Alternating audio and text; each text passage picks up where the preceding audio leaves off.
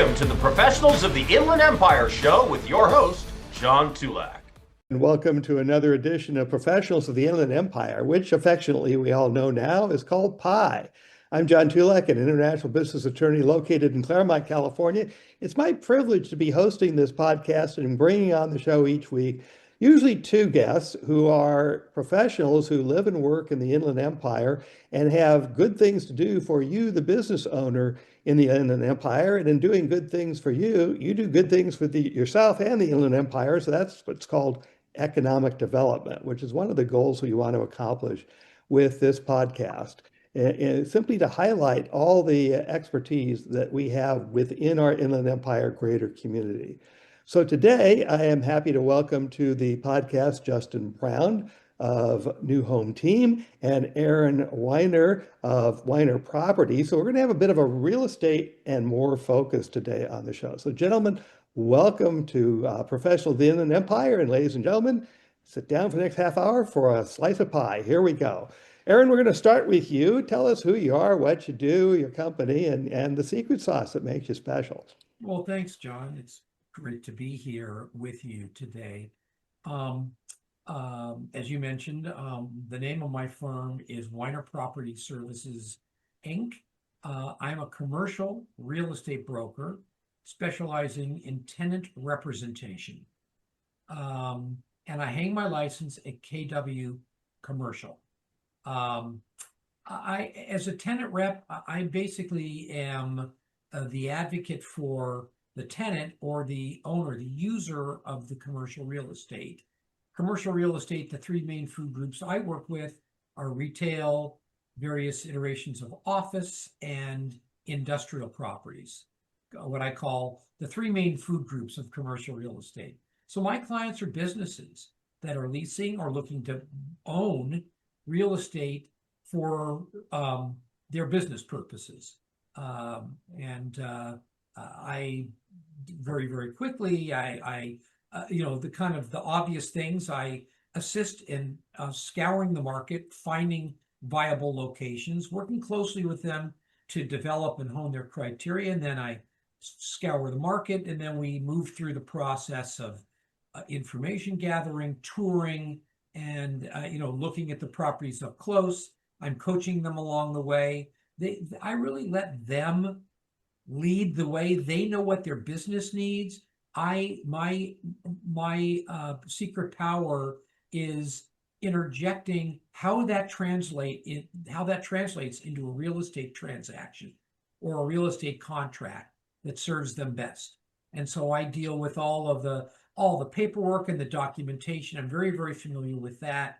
Coach them through. If they're not terribly seasoned in leasing, I hold their hand when they start going through the 40-page lease contract and can explain any clause of the lease to them and help them understand this is very standard practice, et cetera, et cetera. So I really am sort of a guide. And for those businesses that have got a lot of experience, they still need an advocate because they're super busy and it's time consuming doing my part of the deal.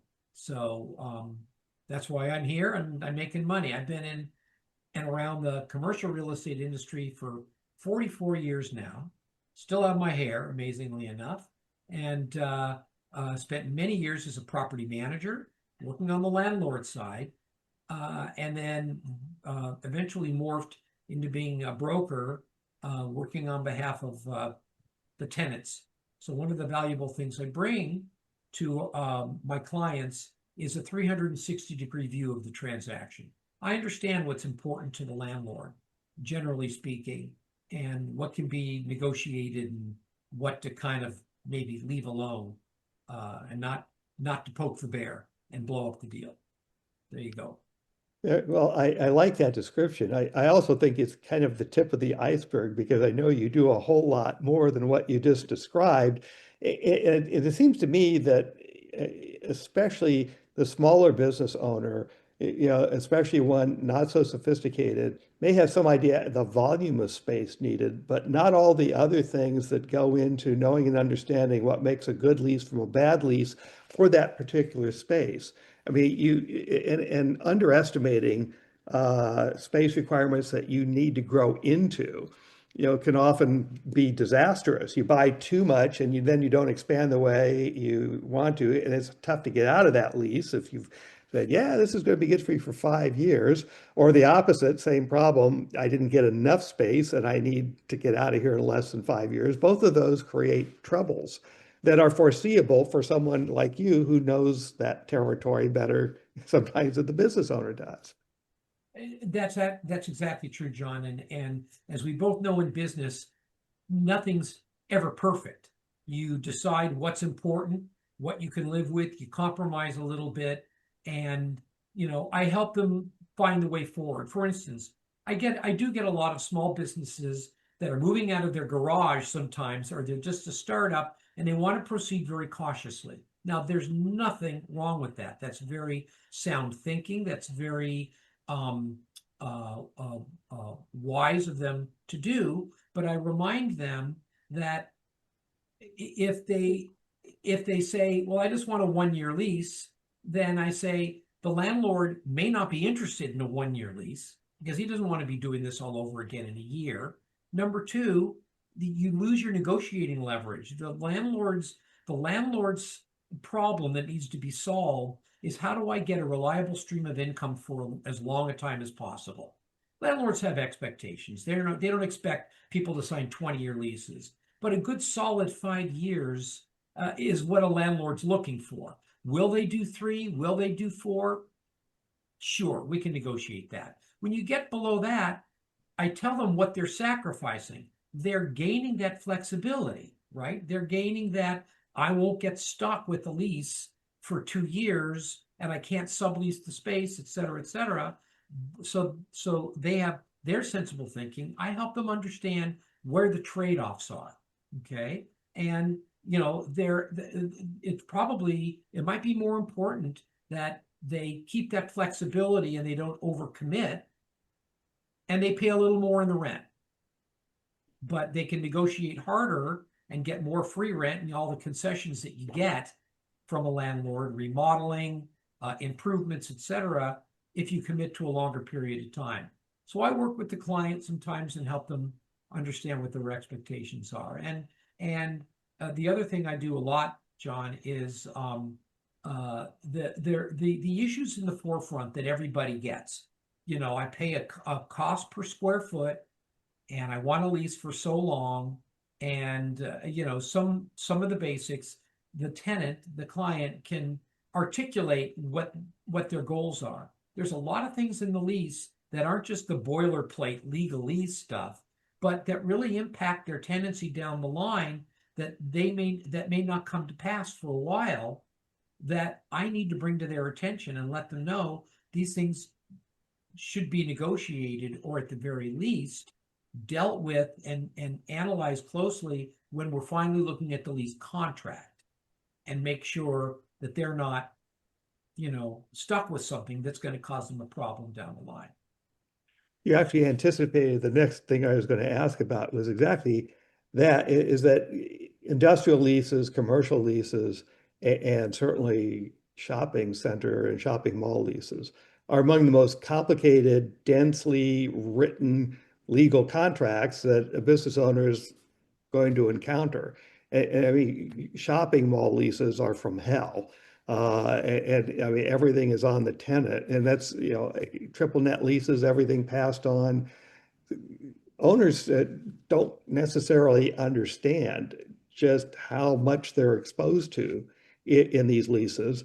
And I guess the question is, how much of that, with someone who's an expert like yourself is actually negotiable? Is that really dependent on market conditions and how much space is out there? Or is this really tight, whether there's a lot of space available or not? There are some things that are negotiable, and I always like to help the client see the picture the way I see it. When they're dealing with an institutional landlord, they're less likely to negotiate some of the boilerplate aspects because they want the leases to be consistent across the properties. They're not going to make an exception. If you're negotiating a lease in an office building, you're going to take 2 full floors of the building.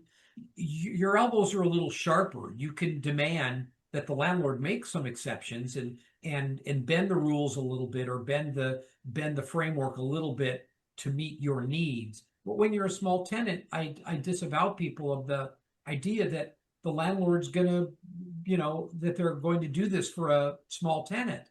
So I then help explain what the exposure really is, that it's really not that critical, and let's focus on negotiating the things that can be negotiated.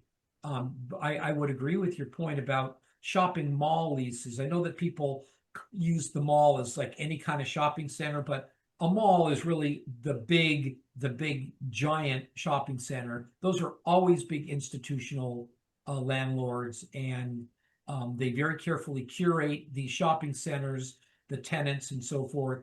So things like percentage rent and sales, gross sales reporting sometimes aren't too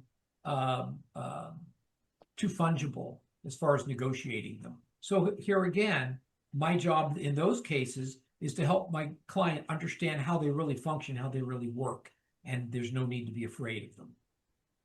Yeah, well, in my view, especially if you're a relatively small retailer, you have every reason to be afraid of that lease, because if you don't make it, that lease is going to follow you and drive you right into bankruptcy if you have to move out. Right. I always let my clients know, I do tell them, and I very much qualify it. When you sign a lease and they say, well, what happens if let's say I've got a good problem and I need more space and I've run out of space and I've got 2-3 years left on this lease, then what happens? I said, you've always got the ability to sublease. That is documented in every lease, and it's memorialized in every lease. You can always sublease. And I said, I will be the first one to tell you subleasing's a pain in the neck and there are risks involved. It's time for you to move and you put the sublease on the market. There's no guarantee it's going to lease in 30 days. It might be 90. It might be 180 days. And so I do my best, without getting myself into too much trouble, not making any promises. I look at the real estate and I say, in some cases, I say, these small industrial units are always scarce. The market's tight. There's no reason to believe that the market will be flooded with these spaces. You will get calls. And I won't say that just to close the deal. I'll say it if I really do feel confident about it. So I say it's a calculated risk, and it's not going to be that huge. There are other spaces where I get someone into a space and I go, I wouldn't want to be subleasing the space if I were you. The space has been vacant for 5 years and we don't know who the next tenant is. We're negotiating a killer deal because no one wants the space, but it's a case of one man's trash is another man's treasure. It's just right for you and for your situation, but let's not get yourself in a situation where you need to sublease the space. It's going to be tough. And that goes for, general office space. When I look for space for my office clients and I'm researching the market, I'm running a survey, I include subleases. And occasionally that sublease space is in the building you want to be in. It's the right size, it's the right rent. And I've done subleases. So people do come along and say, hey, I'm interested in this space. But given the vacancy rate, the landlord, you're going to get no love from the landlord because he wants to draw attention to the spaces he's got for lease in the building. He's not going to help you out. So you're on your own. You're going to have to offer a discount to the rent. That usually is the case with the sublease anyway. Is that the thinking of the tenant is every day I have to pay rent on 2 places hurts. So they're very motivated to do it fast. Whereas an investor probably isn't going to die from the lack of cash flow. His focus is a little more on the value of the property. So he's going to wait to get a strong tenant and get that little better rent, because then that translates into materially higher value of the property. And that's where landlords make their money. Sure, they make cash flow and it keeps the lights on. But the whole thing in investment real estate is the capital appreciation of the real estate. Sure. I mean, because they're not making any more real estate. Yeah. And, it all comes back to the market where there's a lot of space or not a lot of space, and that ebbs and flows. I remember in Century City started, I mean, those two big twin towers at the Sure, the beginning. Alcoa Towers. Yeah. Yeah, they couldn't give that space away. And I was a young lawyer with the firm, and they said, go over there and see what kind of a deal we can get. And they were willing to give lots of free rent, but, reading the contract and how long they wanted the lease, and what the growth potential for the firm was, I said, this doesn't make any sense Yeah. whatsoever. And of course, now Century City is such a nightmare to get in and out of, but it's still some of the highest rents in Ellis County. It's the highest office rent submarket in LA. I believe it, and you put up with all kinds of inconveniences for the privilege. Justin, let's turn to you. We're going to continue with the theme. So tell us who you are, what you do, and what New Home Team is all about, and then we'll get into the entrepreneurial side too before we're done. Yeah. I'm Justin, and been in the real estate business about a little bit over 25 years. My new home, so I have a couple different companies under the New Home umbrella, and basically they work across mortgage lending, acquisitions, renovations, private capital, and investment deals. So basically, I'm not just looking at real estate from one angle. I'm looking at the financing, the equity, the exit strategy, construction, risk, just overall, like how to get our deals done. So I guess that's where my superpower comes in, is solving complicated real estate problems when traditional agents, lenders, or investors hit a wall. Typically, we're dealing with distressed sellers or a house that needs major work, financing issues, flips, rentals, tenants, nightmare tenants, or just deals that banks won't touch. So I basically help figure out the structure, the money, the path forward, and at the end of the day, just helping people turn some of the real estate chaos into opportunity potentially. Real estate chaos. Okay. Yeah. I like easy stuff too, but made a niche in kind of in the trenches of a lot of tough deals. So you take on all comers who have something that is, as you would put it, chaotic, something that's different, or do you have criteria for how you select who you would work with? I'll underwrite anything. So we'll look at anything and try to find, where is the opportunity here. Sometimes it's just, there's nothing we could really do. There's just really not a light at the end of the tunnel for the situation. But I'd like to say if there is a way to figure it out, I've gotten pretty good at it. Okay.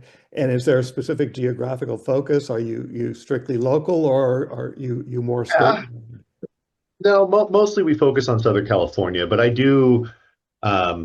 we do pick up things from around the country. We'll get referrals here and there for stuff all over, and I'll look at anything.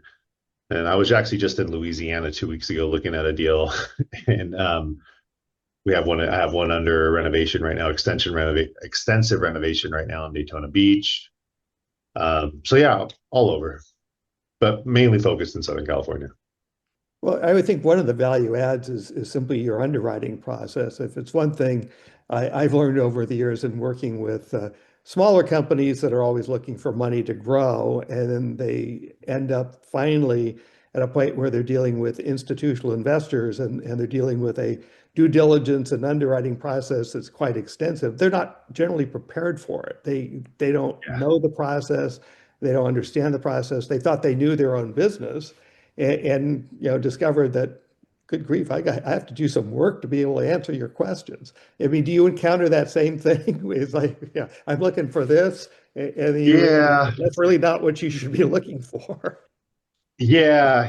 There's times where you just have property owners that maybe somebody has a 10-unit, apartment complex, and their financials are just a mess. They don't know what's coming, what's going, and we have to kind of dig in and start getting copies of utility bills and proof of rents, and because what they think they're getting and spending and is sometimes a lot different than what's really there.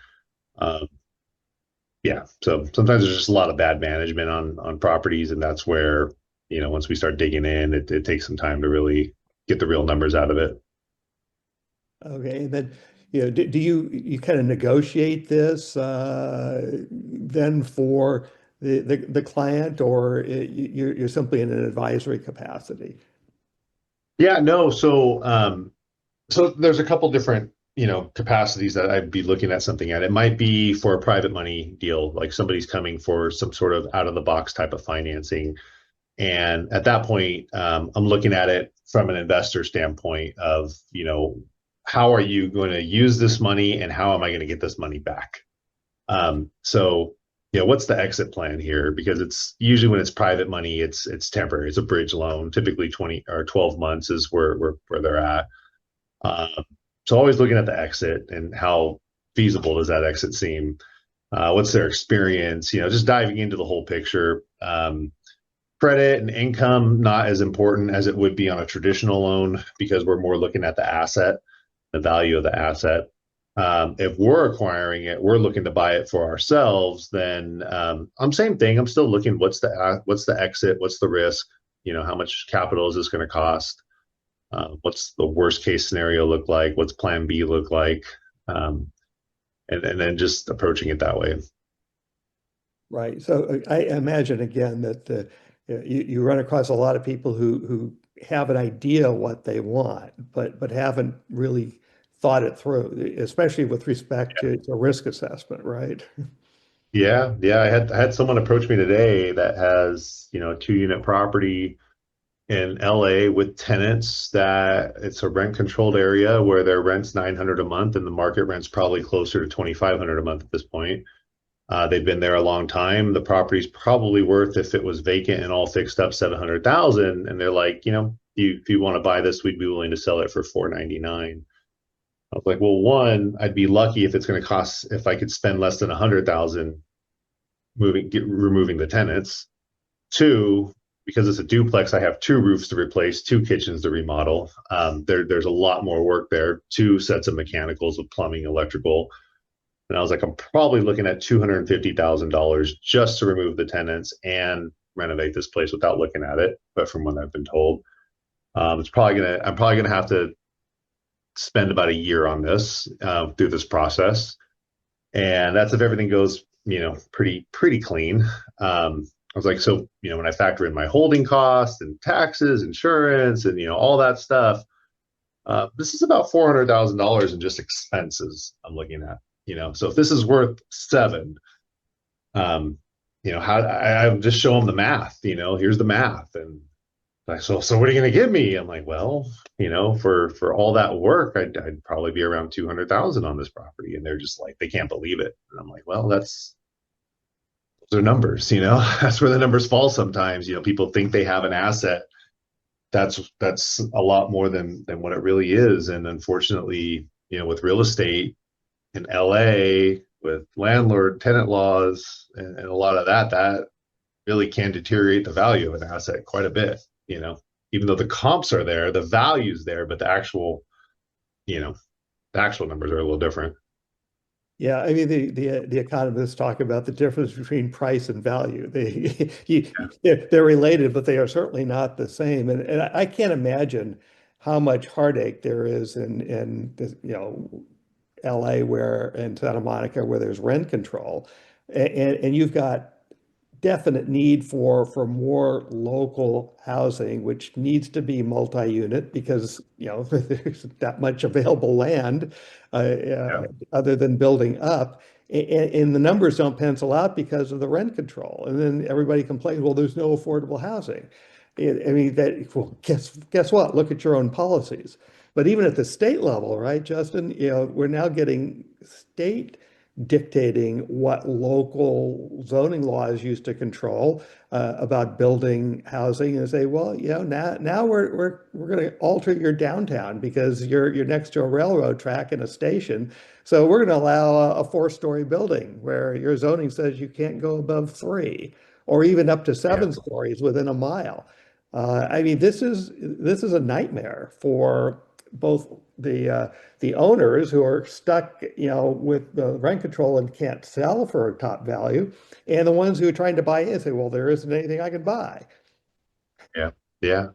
No, there's a lot of laws that they've been regulations they've been passing with ADUs, lot splitting, multi-units, and I think there just needs to be a lot more education on that for the homeowners so that they can know what they're able to do. For investors, there's really and then just getting everybody on the same page, because there's state mandates and then there's local ones that don't align at all in a lot of cases. And the state ones are supposed to override it, but it's a whole process and fight sometimes to get local municipalities to recognize it. And there are companies and people that'll do just that and help. But we just paid somebody the other day to help us kind of do a feasibility check on a property and a project of potentially being able to lot split. He came back and said, oh, you could lot split it, 4 lots, build 4 single family homes. We start running our numbers, and then our architect called the city as well, and she got completely different information. Like, no, you guys cannot do that. And so we're like, hey, we just paid you $1,500 and you gave us information that's no good. And he's like, well, no. And then so we went down to the city, and then we got told something different than those two guys. It's tough, to figure out what you could even do with some of this stuff. But hopefully it gets better. That's why I'm leasing. Go ahead, Aaron. I said, that's why I'm in leasing. Yeah. Still trying to figure this side of things out. But you have in a way that's kind of unusual, because you have adopted an entrepreneurial approach to this too. So you're not only helping others, but you're moving your own interests forward in terms of what you want to do and how you want to do it. So tell us a little bit more about that. How do you make that kind of decision? Yeah, no, well, I've been in this space for a very long time, and just the traditional, I have a mortgage company, and the traditional financing and traditional real estate side of things. After 20 years, it just I started looking for a new career, basically, but a new career within what I already know, which is real estate. And it's a lot of problem solving, and I like it. I actually enjoy figuring these things out. I enjoy getting to the finish line. I enjoy learning something new within what I'm doing, and I think that's what I'm really liking, and it is rewarding. It can be rewarding. It's definitely risk involved, but also reward. But yeah, so I guess with the entrepreneurial spirit of just trying to figure out new ways to build within an industry I've been in for quite some time. So, I mean, we're now seeing, again, being dictated by public policy issues at the state level, which is now fast tracking certain kinds of developments for lower income housing. I mean, is that a net positive, even though that may have a negative impact on smaller cities in particular that are trying to preserve historic spaces and so on? I mean, even Pasadena is dealing with this issue right now, and it's a much bigger city. I mean, is this a threat to communities or an opportunity from an investor standpoint? I think from an investor standpoint, it's an opportunity. I think for affordable housing purposes, it's an opportunity. But I think for neighborhoods, established neighborhoods, people who have enjoyed their cities for quite some time, it's change, and it's concrete jungle change where you have a city full of trees, and in 5-10 years that landscape could change pretty drastically. So even though it's opportunity for a good percentage of folks, it's also a big disruption for people who have been there and built their lives there and are established there. So there's two sides to that we have to consider. As far as what's right or wrong, it depends who you ask, on what side of the coin. Aaron? I was just going to say, yeah, who's it good for? Okay. Yeah. So here's a question. If either one of you have heard of Jane Jacobs and her famous book written in the 50s, The Economy of Cities, and she talks about the importance of neighborhoods as discrete economic units and how neighborhoods were destroyed in the name of progress for things like freeways and larger developments that then didn't recreate a space where there was community. Yeah. I read her book in college, and the lessons never left. And I recently said, "Oh, you know what? I should reread that book in light of all the new policy changes here." And I did, as equally captivated with it all these years later. So, well, we're coming at the end of our time together, gentlemen. I want to thank you for being guests on my show today. As you can tell, the world of real estate has so many facets to it. And if you're not an expert in it, you should have an expert on your team to help you, people like Aaron and Justin. So know that they're out there, ladies and gentlemen, and we'll be back next week with another edition of Professionals of the Inland Empire. Thank you for being my guests today, Justin and Aaron. That's it. So long for now. Thanks for watching or listening to, depending on the case, the Professionals of the Inland Empire show with your host, John W. Tulac. If you have a suggestion for a guest, email him at jwtulac, that's JWTULAC, @gmail.com. jwtulac @gmail.com.